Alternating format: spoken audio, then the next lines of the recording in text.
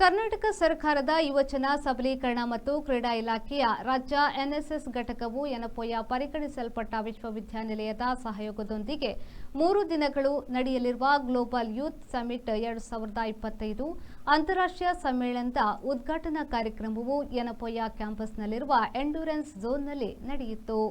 June 6ರವರೆಗೆ ನಡೆಯಲಿರುವ global youth summit 2025 ಅಂತಾರಾಷ್ಟ್ರೀಯ ಸಮ್ಮೇಳನದ ಉದ್ಘಾಟನೆಯನ್ನು ಕರ್ನಾಟಕ ಸರ್ಕಾರದ ಆರೋಗ್ಯ ಮತ್ತು ಕುಟುಂಬ ಕಲ್ಯಾಣ ಸಚಿವ ಮತ್ತು ದಕ್ಷಿಣ ಕನ್ನಡ ಜಿಲ್ಲೆಯ ಉಸ್ತುವಾರಿ ಸಚಿವರಾದ ದಿನೇಶ್ ಗುಂಡೂರಾವ್ ಅವರು ಉದ್ಘಾಟಿಸಿದರು.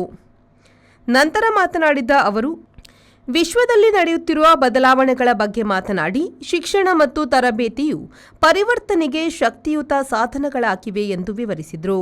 ಪರಿಸರ ಸಮಸ್ಯೆಗಳು, ನಾಗರಿಕ ಹಕ್ಕುಗಳು, ಮಾನವ ಹಕ್ಕುಗಳು ಮತ್ತು ಮಹಿಳಾ ಹಕ್ಕುಗಳಂತಹ ಪ್ರಮುಖ ಸಾಮಾಜಿಕ ಸವಾಲುಗಳನ್ನು ರಾಜ್ಯ ಎನ್ಎಸ್ಎಸ್ ಅಧಿಕಾರಿ ಡಾ ಪ್ರತಾಪ್ ಲಿಂಗಯ್ಯ ಅವರು ಗ್ಲೋಬಲ್ ಯೂತ್ ಸಮಿಟ್ನ ಬಗ್ಗೆ ಪ್ರಾಸ್ತಾವಿಕವಾಗಿ ಮಾತನಾಡಿದರು.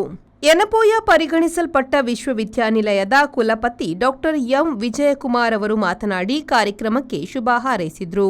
ಯನಪೋಯ ಪರಿಗಣಿಸಲ್ಪಟ್ಟ ವಿಶ್ವವಿದ್ಯಾನಿಲಯದ ಕುಲಾಧಿಪತಿ ಡಾ ಯನಪೋಯ ಅಬ್ದುಲ್ಲಾ ಕುಂಞಿ ಅವರು ಕಾರ್ಯಕ್ರಮದ ಅಧ್ಯಕ್ಷತೆ ವಹಿಸಿ ಮಾತನಾಡಿ, ರಾಷ್ಟ್ರೀಯ ಅಭಿವೃದ್ಧಿಯಲ್ಲಿ ಯುವಜನರ ನಿರ್ಣಾಯಕ ಪಾತ್ರವನ್ನು ಒತ್ತಿ ಹೇಳಿ ಸಮಾಜಕ್ಕೆ ಅರ್ಥಪೂರ್ಣ ಕೊಡುಗೆ ನೀಡುವಂತೆ ಅವರನ್ನು ಒತ್ತಾಯಿಸಿದರು.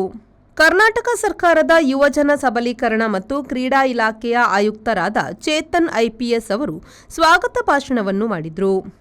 ಈ ಸಂದರ್ಭ ವೇದಿಕೆಯಲ್ಲಿ ಮಾಜಿ ಸಚಿವ ಅಭಯಚಂದ್ರ ಜೈನ್, ಕರ್ನಾಟಕ ಗೋಡಂಬಿ ಅಭಿವೃದ್ಧಿ ನಿಗಮದ ಅಧ್ಯಕ್ಷೆ ಮಮತಾ ಗಟ್ಟಿ, ಮೂಡಾ ಅಧ್ಯಕ್ಷ ಸದಾಶಿವ ಉಳ್ಳಾಲ್, ಜಿಲ್ಲಾ ಆರೋಗ್ಯಾಧಿಕಾರಿ ಡಾ ತಿಮ್ಮಯ್ಯ, ಉಪಕುಲಪತಿ ಶ್ರೀಪತಿ ರಾವ್ ಹಾಗೂ ರಿಜಿಸ್ಟ್ರಾರ್ ಡಾ ಕೆಎಸ್ ಗಂಗಾಧರ ಸೋಮಯಾಜಿ ಮತ್ತಿತರರು ಉಪಸ್ಥಿತರಿದ್ದರು.